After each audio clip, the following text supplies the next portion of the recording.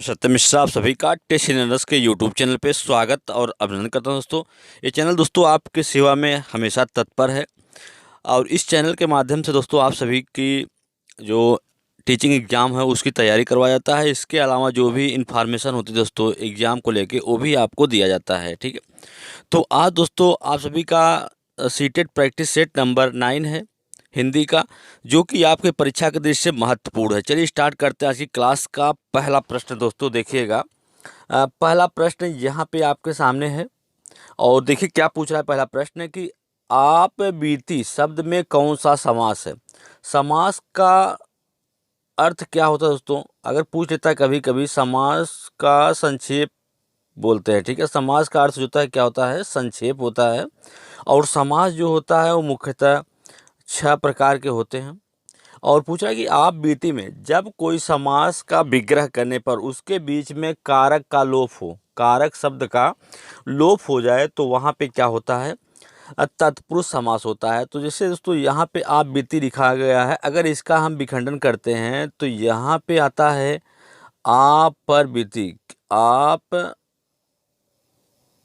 पर बीती। ठीक है, तो आप पर बीती मतलब यहाँ पे दोस्तों पर आ गया, तो जो कि क्या है, एक प्रकार का कारक चिन्ह है।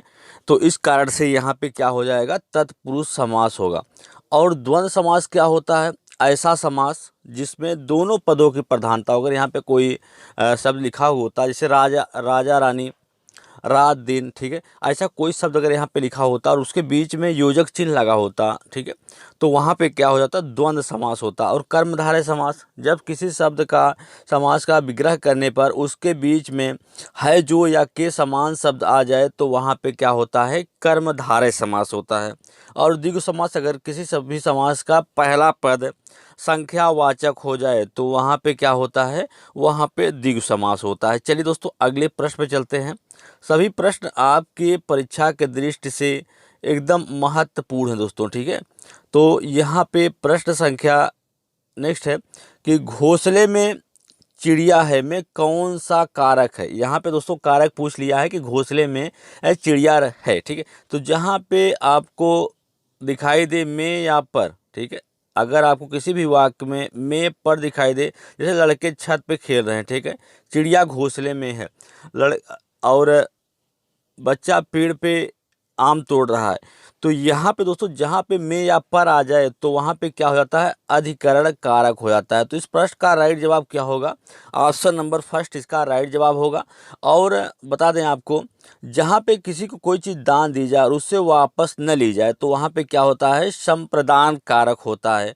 और अपादान, जहाँ पे किसी चीज़ का अलगाव का बोध, जैसे पेड़ से पत्ते गिरते हैं, लड़का छत से गिरता है, ठीक है, तो वहाँ पे क्या होता है, अपादान कारक। जहाँ पे अलगाव का बोध हो वहाँ पे अपादान कारक होता है। और दोस्तों आप सभी को पता है कारकों की संख्या कितनी होती है, कारक होते हैं 8। ठीक है, कभी कभी पूछ लेता है कि कारकों की संख्या कितनी होती है, तो कारक 8 होते हैं और संस्कृत में कारकों की संख्या 6 होती है। चलिए अगले प्रश्न पे चलते हैं। प्रश्न संख्या नेक्स्ट है कि आप भला तो जग भला वाक्य में सर्वनाम के किस भेद का बोध है। तो सर्वनाम दोस्तों होता क्या है, ऐसे शब्द या ऐसे वर्ड जो कि संज्ञा के बदले यूज किए जाते हैं या उपयोग किए जाते हैं, वो क्या कहलाते हैं, सर्वनाम कहलाते हैं। और सर्वनाम का मुख्यतः कितने भेद होता है, 6 भेद होते हैं दोस्तों। और इसमें से आपको बताना है कि आप भला तो जग भला, इसमें कौन सा सर्वनाम है। ठीक है, संबंधवाचक सर्वनाम, अनिश्चयवाचक सर्वनाम, निजवाचक सर्वनाम या प्रश्नवाचक सर्वनाम। तो यहाँ दोस्तों क्या है, आप भला तो जग भला, यहाँ पे निजवाचक सर्वनाम का प्रयोग हुआ है। चलिए अगले प्रश्न पे चलते हैं। प्रश्न संख्या नेक्स्ट है कि उपचारात्मक शिक्षण की सर्वाधिक सफलता निम्नलिखित में से किस पर निर्भर करती है। समय व अवधि पर, समस्या के कारणों की सही पहचान पर, भाषाई नियमों के ज्ञान पर, उपचारात्मक शिक्षण सामग्री पर। तो उपचारात्मक शिक्षण की सर्वाधिक सफलता किस पर निर्भर करती है, किसी भी समस्या के कारण जो है दोस्तों उसकी पहचान कर लेना। अगर बच्चा जो है दोस्तों उसका अवलोकन किया जाता है, उसका भाषाई अवलोकन किया जाता है या कोई भी अवलोकन किया जाता है, तो उस अवलोकन से पता चलता है कि बच्चा जो है किस क्षेत्र में कमज़ोर है या कहाँ पे भाषा का गलत तरीके से या उपयोग नहीं कर पा रहा है। तो जब उस कारण का पता चल जाता है और उसमें सुधार किया जाता है तो वही क्या होती है, उपचारात्मक शिक्षण की सफलता को बताती है। तो इस प्रश्न का राइट जवाब ऑप्शन नंबर सेकंड होगा। चलिए अगले प्रश्न पे चलते हैं। प्रश्न संख्या नेक्स्ट है कि राम आम खाता है, वाच्य का कौन सा रूप है। वाच्य दोस्तों बता दें आपको, वाच्य जो होता है मुख्यतः 3 प्रकार का होता है। और राम आम खाता है, जहाँ पे कर्ता की प्रधानता हो वहाँ पे क्या होता है, वहाँ पे कर्तवाच्य हो जाता है। जहाँ पे कर्ता की प्रधानता हो वहाँ पे कर्तवाच्य होता है। तो इस प्रश्न में राम कर्ता है और राम ही आम को खा रहा है, तो यहाँ पे कर्ता की ही प्रधानता है, इसलिए यहाँ पे क्या होगा, कर्तवाच्य होगा। और जिस वाक्य में दोस्तों जहाँ पे न तो कर्ता की प्रधानता हो न तो कर्म की प्रधानता हो, वहाँ पे भाव की प्रधानता हो तो वहाँ पे क्या होता है, भाववाच्य होता है। और जहाँ पे कर्म की प्रधानता हो वहाँ पे कर्मवाच्य होता है। जैसे राम के द्वारा पुस्तक लिखी गई या राम के द्वारा पुस्तक पढ़ी गई, तो वहाँ पे क्या होता है, कर्मवाच्य होता है। चलिए आगे चलते हैं। प्रश्न संख्या नेक्स्ट है दोस्तों कि बहिष्कार शब्द का संधि विच्छेद क्या होगा। यहाँ पे कोई शब्द लिखा है बहिष्कार और इसका संधि विच्छेद पूछ रहा है। संधि मतलब होता है जोड़ और विच्छेद मतलब होता है अलगाव करना। तो जब दो शब्द मिल के एक हो जाते हैं, जब दो शब्दों के मिलने से किसी अन्य शब्द का विकार होता है या कोई अन्य शब्द बनता है तो उसे क्या कहते हैं, संधि कहा जाता है। और संधि दोस्तों मुख्यतः 3 प्रकार की होती है, स्वर संधि, व्यंजन संधि और विसर्ग संधि। कौन कौन सी, स्वर, व्यंजन और विसर्ग, स्वर, व्यंजन और विसर्ग संधि होती है। जब स्वर के बाद स्वर के आने से किसी नए शब्द का विकार होता है तो उसे क्या कहते हैं, स्वर संधि कहा जाता है। जब व्यंजन के बाद व्यंजन आए या कोई अन्य स्वर आ जाए तो उसके मेल से जो विकार होता है वहाँ पे क्या होता है, व्यंजन संधि। जब विसर्ग के बाद, विसर्ग संधि को पहचानना दोस्तों बहुत ही सिंपल होता है। जब आपको विसर्ग का चिन्ह दिख जाए, ठीक है, और उसके बाद कोई स्वर या व्यंजन हो तो वहाँ पे क्या होता है, विसर्ग संधि होती है। तो यहाँ पे दोस्तों जब हम बहिष्कार शब्द का विखंडन करेंगे तो बहिष्कार, तो यहाँ पे दोस्तों क्या आ जाता है, बही प्लस कार होता है। ठीक है दोस्तों, बही प्लस कार। तो दोस्तों यहाँ पे आसानी से समझ में आ गया कि यहाँ पे जो पहला है यही इसका राइट जवाब है। और यहाँ पे क्या हो जाएगा, यहाँ पे विसर्ग संधि होगा। चलिए आगे चलते हैं। प्रश्न संख्या नेक्स्ट पे कि जिनका उच्चारण ऊपर के दांतों पर जीभ लगाने से होता है उसे क्या कहते हैं। ऐसे वर्ण या ऐसे शब्द जिनका उच्चारण ऊपर के दांतों में जीभ लगाने से होता है उन्हें क्या कहते हैं। उन्हें कंठ कहते हैं, दंत या मूर्धन्य या अनुनासिक कहते हैं। तो उन्हें दोस्तों क्या कहा जाता है, दंत वर्ण कहते हैं, दंत वर्ण उन्हें कहा जाता है। तो दंत वर्ण के अंतर्गत आपका त, थ, द, ध। आप खुद दोस्तों अगर इसका उच्चारण करेंगे तो आप खुद देखेंगे कि आपकी जीभ जो है ऊपर के दांतों पर लगती है, ठीक है, या स्पर्श करती है। तो इस प्रश्न का राइट जवाब क्या होगा, ऑप्शन नंबर सेकंड हो जाएगा। और कंठ वर्ण में कौन कौन से वर्ण हैं, क, ख, ग, घ, अंगा आता है, आ आता है, ह आता है और विसर्ग भी आता है इसी के अंतर्गत। ठीक है, चलिए आगे चलते हैं। प्रश्न संख्या नेक्स्ट है कि प्रागैतिहासिक में किस उपसर्ग का प्रयोग हुआ। उपसर्ग ऐसे शब्दांश होते हैं जो कि किसी शब्द के शुरू में जुड़ के या आदि में जुड़ के उसका अर्थ परिवर्तित कर दे, वो क्या कहलाते हैं, उपसर्ग कहलाते हैं। और उपसर्गों की टोटल संख्या कितनी होती है, 22 होती है। और प्रागैतिहासिक में कौन सा उपसर्ग लगा हुआ है, इसमें प्राक उपसर्ग का प्रयोग हुआ है। तो इस प्रश्न का राइट जवाब क्या होगा, ऑप्शन नंबर फर्स्ट इसका राइट जवाब होगा। चलिए आगे चलते हैं। प्रश्न संख्या नेक्स्ट पे निम्नलिखित में से ऊष्म व्यंजक कौन से होते हैं। ऊष्म व्यंजक कौन सा होता है दोस्तों, श, ख, श जो होता है क्या होता है आपका, ऊष्म व्यंजक होता है। श, स और श, ठीक है, ये सभी क्या होते हैं, ऊष्म व्यंजक होते हैं। तो इस प्रश्न का राइट जवाब क्या होगा, ऑप्शन नंबर फर्स्ट होगा। और च, छ, ज इचू यशा नाम तालु और च छ ज झ जो है दोस्तों किसके अंतर्गत आते हैं, ये तालु या तालब्य के अंतर्गत आते हैं। और यर अल्लाह हुआ क्या होता है, अंतस्थ वर्ण होते हैं। ठीक है दोस्तों, अंतस्थ वर्ण जो होता है वो क्या होता है, यर अल्लाह हुआ होते हैं, ये अंतस्थ वर्ण के अंतर्गत आते हैं। चलिए अगले प्रश्न पे चलते हैं। प्रश्न संख्या नेक्स्ट है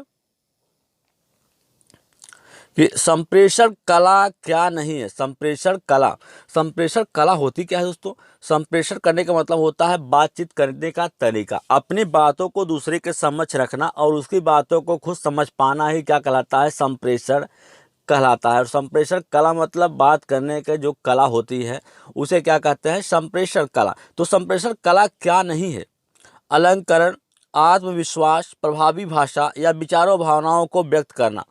तो संप्रेषण कला जो होती है दोस्तों, इसी के माध्यम से हम अपनी बातों को कह सकते हैं कि बातों या विचारों को सही ढंग से व्यक्त करना ही क्या कहलाता है, संप्रेषण कला कहलाता है। या प्रभावी भाषा का प्रयोग करना, आत्मविश्वास, ये सभी क्या होते हैं, संप्रेषण कला है। जबकि अलंकरण जो है क्या है, संप्रेषण कला नहीं है। तो इस प्रश्न का राइट जवाब ऑप्शन नंबर फर्स्ट हो जाएगा। चलिए आगे चलते हैं प्रश्न संख्या नेक्स्ट पे।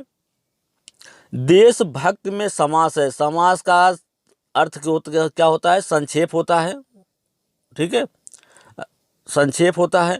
और देशभक्त में देश के लिए भक्ति, तो दोस्तों यहाँ पे भी कारक शब्द का बोध है, तो यहाँ पे भी क्या हो जाएगा, तत्पुरुष समास होगा। ठीक है, तो चलिए अगले प्रश्न पे चलते हैं। प्रश्न संख्या नेक्स्ट पे यहाँ पे प्रश्न दे रखा है कि मुझसे खड़ा भी नहीं हुआ जाता। वाक्य में वाच्य, वाच्य मुख्यतः तीन प्रकार के होते हैं, कर्मवाच्य, कर्तवाच्य और भाववाच्य। जहाँ पे कर्ता की प्रधानता हो वहाँ पे क्या होता है, कर्तवाच्य, और जहाँ पे कर्म की प्रधानता हो वहाँ पे कर्मवाच्य। और जहाँ न तो कर्ता या न तो कर्म की प्रधानता हो वहाँ पे भाव की प्रधानता हो तो वहाँ पे क्या होता है, भाववाच्य होता है। तो दोस्तों यहाँ पे मुझसे खड़ा भी नहीं हुआ जाता, तो इसमें क्या है, भाववाच्य है। तो इस प्रश्न का राइट जवाब ऑप्शन नंबर फर्स्ट है। चलिए आगे चलते हैं प्रश्न संख्या नेक्स्ट पे कि एक भाषा शिक्षक के लिए सर्वाधिक महत्वपूर्ण क्या है। भाषा की पाठ्यपुस्तक, भाषा का आकलन, बच्चों को भाषा प्रयोग के अवसर उपलब्ध कराना, भाषा के त्रुटियों के प्रति कठोर रवैया।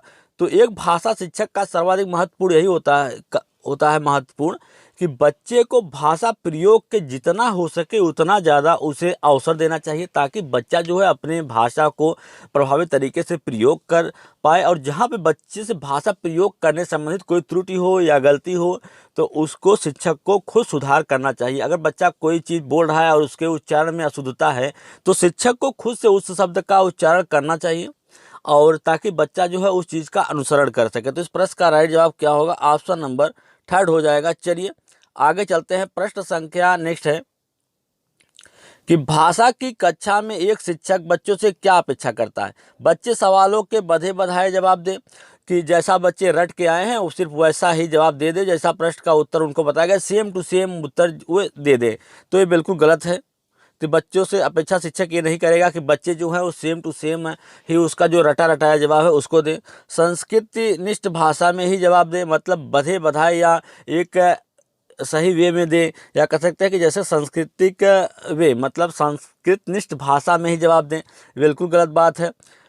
बच्चे अपनी मातृभाषा का बिल्कुल प्रयोग न करें, बिल्कुल गलत है दोस्तों। जब बच्चा सहज नहीं है अपनी अन्य भाषा में बात करने के लिए, तो बच्चा जिस भाषा में सहज हो सके, सहज अभिव्यक्ति कर सके या अपनी बातों को रख सके, चाहे वो उसकी मातृभाषा ही क्यों ना हो, उसको पूरा मौका देना चाहिए अपनी बात रखने का। बच्चे सवालों के बधे बधाए जवाब न दें, यही दोस्तों इस प्रश्न का राइट जवाब हो जाएगा। बच्चे जो हैं सवालों के बधे बधाए जवाब न दें। चलिए आगे चलते हैं। क्वेश्चन नंबर नेक्स्ट है कि भाषा सीखने सिखाने का उद्देश्य, अपनी बात कहना सीखना भाषा सिखाने का उद्देश्य है। दूसरे की बात समझना सीखना, अपनी बात की पुष्टि के लिए तर्क देना, विभिन्न स्थितियों में भाषा का प्रभावी प्रयोग करना। तो भाषा सिखाने का मेन उद्देश्य यही होता है कि जो बच्चा है वो स्थितियाँ चाहे कोई भी हो, ठीक है, वो अपने भाषा का प्रभावी तरीके से प्रयोग कर सके। ठीक है, बिल्कुल भी बेहिचक, मतलब अगर उसको भाषा सिखाया गया है, कोई भाषा अगर सीख चुका है तो भाषा का उपयोग दोस्तों हर परिस्थितियों में कर सके प्रभावी तरीके से, यही होता है भाषा सीखने का, सिखाने का मेन उद्देश्य होता है।